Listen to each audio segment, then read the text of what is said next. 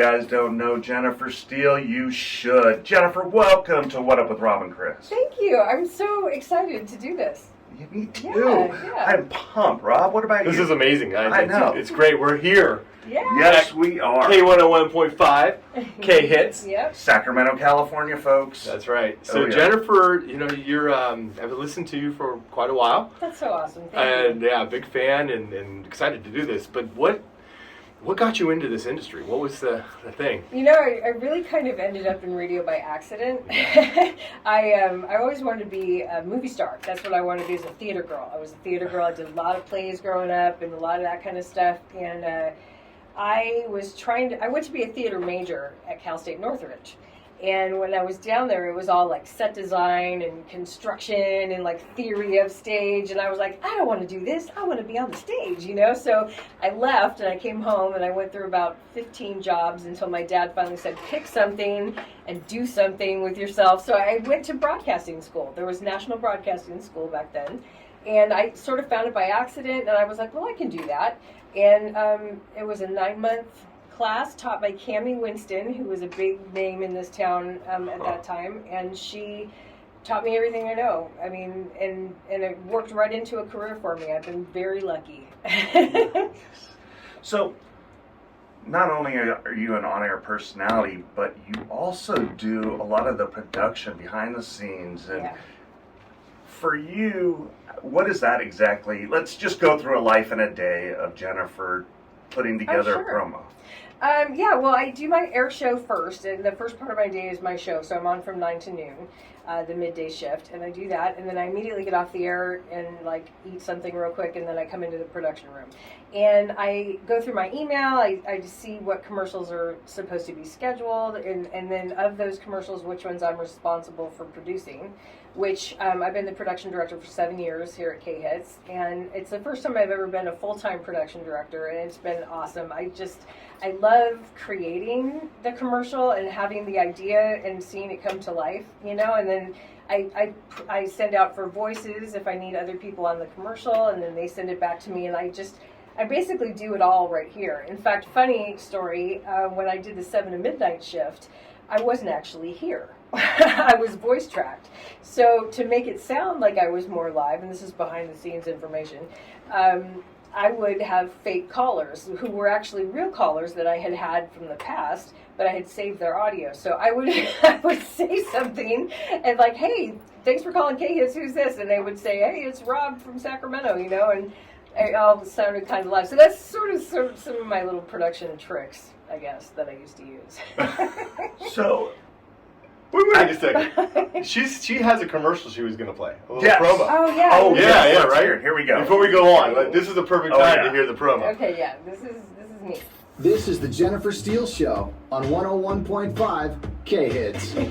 I still trip out when I hear it. After all this time, I still trip out when I hear it. Yeah, that's pretty cool. Feels good, isn't it? Yeah. I know. You need to do something like that for us. Yeah. Yeah, a little promo thing? Yeah. Yeah, we could do that. I can help you produce one. That's right. Whoa, I like that. We're in studio. I like that. Oh, yes, we are, this poor studio. Wouldn't know what to do. But anyway, so now you kind of fell into, the radio industry. What would you recommend for somebody just starting out thinking they want to do it?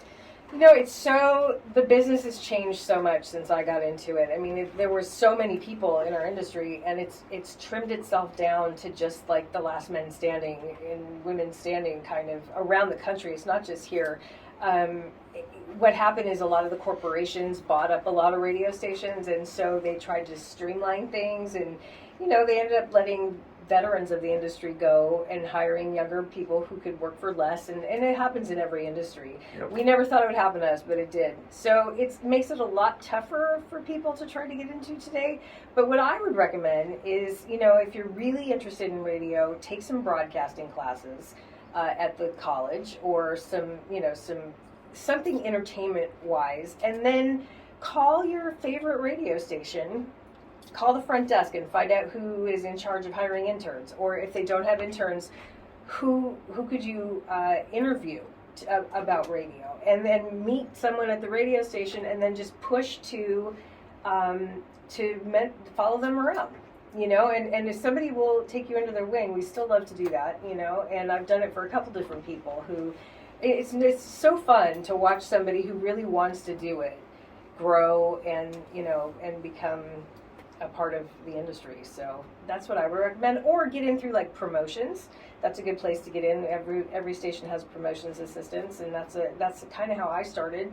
That was my first gig out of radio, was a promotions assistant at the old K101.1, which was an oldie station here in town. And I used to drive the station van, and I would set up for remotes, and I would do all that stuff until I got on the air part-time. And that's kind of where it started for me. So in your career, there have to have been some pretty amazing moments. Share a couple of those things that just either was just amazing that happened because you were in this industry. One thing, and for sure, which always will come to the top of my mind, is I'm a huge Disneyland fan. And years ago when I was doing the Jen and John show at KUIC in Vacaville, we had an opportunity to go twice. We went twice, and we got to broadcast from in front of It's a Small World. And we got to go there in the middle of the night, so like 3 o'clock in the morning when nobody was there, which was my dream. I mean, you know, just run around Disneyland when nobody's there. And yeah, just crazy. And we worked. We were like, and they took us on, we got to drive behind the scenes, so you know how it's all kind of a big circle. And then, so we drove behind the scenes, and there were like character heads laying around, and like the big queen from the Alice in Wonderland set was back there, and just the coolest stuff ever. And that was probably the pinnacle. That, and we went to Vegas one time and we broadcast from the top of the Stratosphere. That was also pretty cool. Oh my God, yeah. Yeah, that was awesome. That was an awesome day. Viva. That's how we felt. We felt like Elvis. And then, you know, artist-wise, I think probably the most memorable artist for me, I was a huge Oingo Boingo fan growing up. It's a dead man. Yes. Sorry, I'm having flashbacks now. I have my original cassette. I have all of that stuff from my Oingo Boingo days. Oh my God. And they came in, and we had them here for KHITS. We had them here for a Halloween party twice. And meeting them the first time for me was, I was so excited. And it was funny because Danny Elfman's not with the band anymore, but the new kid is awesome. He's really just so good.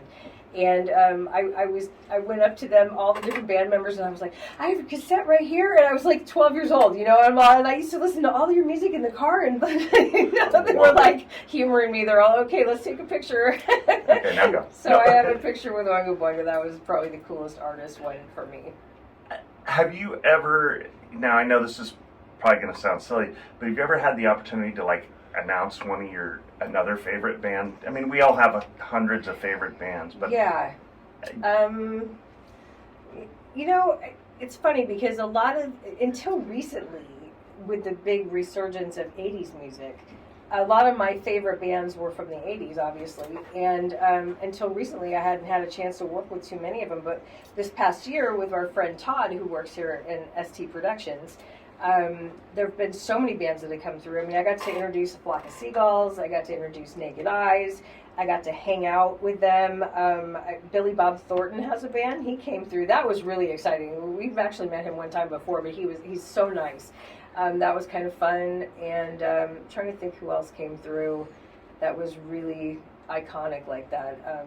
Flock of Seagulls and Naked Eyes was the first show in California, I believe. Yes, after COVID. So yeah, I was there. Oh, fun. And so I got to see you introduced. It was a great show, but it was the first one you could actually go to in California after COVID. Oh, wow. So that was a big part. That was a big thing to do. It was huge, you know, and people were so excited and happy to be out at a concert again, you know. And I mean, speaking of COVID, it changed things for the music industry. It changed things for my industry in total. I mean, we were broadcasting from home during COVID.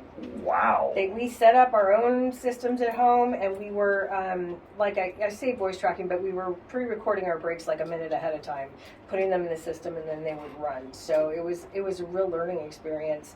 I mean, for almost 2 years, we worked from home. Yeah. Yeah.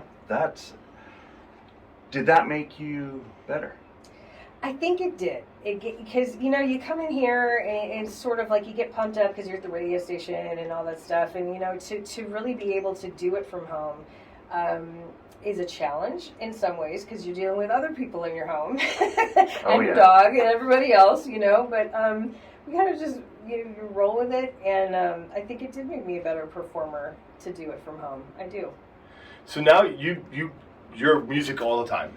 Yes. Do you still get in your car and turn on the radio? Do you still go I home do. and play your music? I do. Sometimes it's funny because there's some days that the last thing I want to do is listen to the radio anymore. But most of the time, I'm a big music fan anyway. So I do. I listen to our station a lot because I'm also listening for the commercials. I listen to radio way different than anybody else does. I listen to the in-between stuff. Can't let it go. Yeah, no, I can't.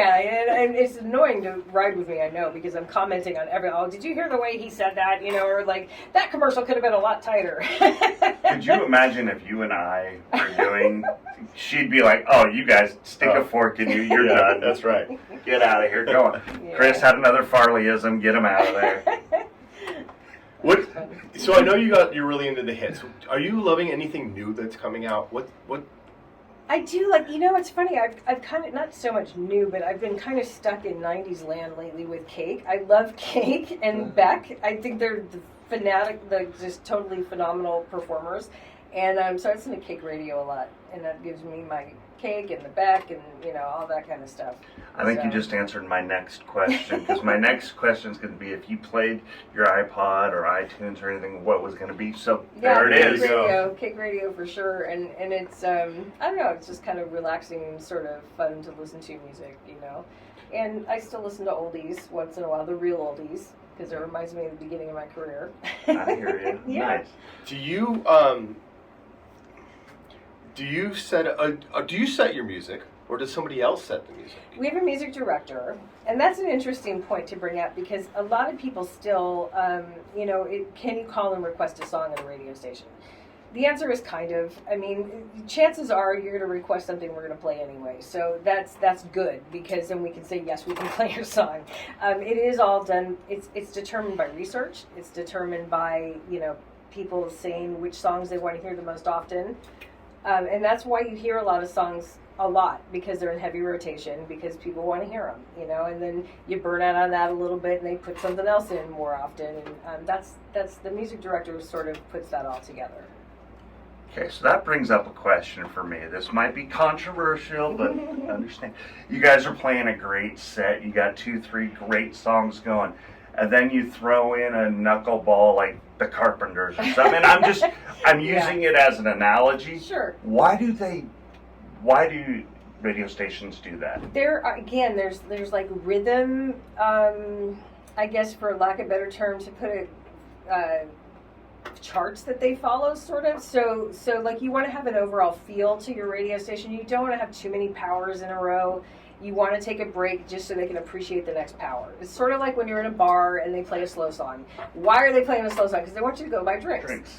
Right. Okay. That's kind of the same idea, maybe, but we're lucky because we're a classic hit station. So most of what we play is pretty good. Yeah. No, it is. It is. I mean, I listen to us all the time. Yeah. No, I agree. That's why I wanted to ask, just because I wanted the perspective of what's going through others' minds as well. Sure. Who has been the most influential person for you? I've been so lucky to work with several people who I would consider mentors. And one of them is Joey Mitchell, who is local, and he's been in the business for a very long time. I did my first morning show with Joey, because my background is mostly morning shows, and I worked at News Talk, and I've worked all over the place. But I started off in oldies with Joey, and he taught me kind of how to do a morning show. And then I had another partner named Sam Van Zant, who's in the Bay Area. He's really big in the Bay Area. And he was a definite teacher as far as putting together a show and sort of what that entailed. So I learned a lot from him in that respect. In town here, Kitty O'Neill, I was so lucky and fortunate to work with her, and I was her main fill-in for a long time when she was working with Tom Sullivan at KFBK. So for me, that was like thrilling enough to be at KFBK and meet all of them, but to work with all of them and get to know them was really a treat. And she's always just been so sweet and respectful, and she's so easy to learn from, So I would have to say she's one of my big mentors for sure. Nice. What is something away from music that people don't know about you that they'd be surprised?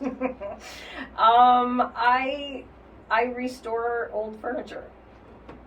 That's cool. I like to turn things, I like to flip things, and I like to find things that have had the life just taken right out of them, and I'll pick it up off the side of the road and turn it into a leopard chair or a zebra something. I guess I'm a repurposer, sort of, Nice. in my spare time.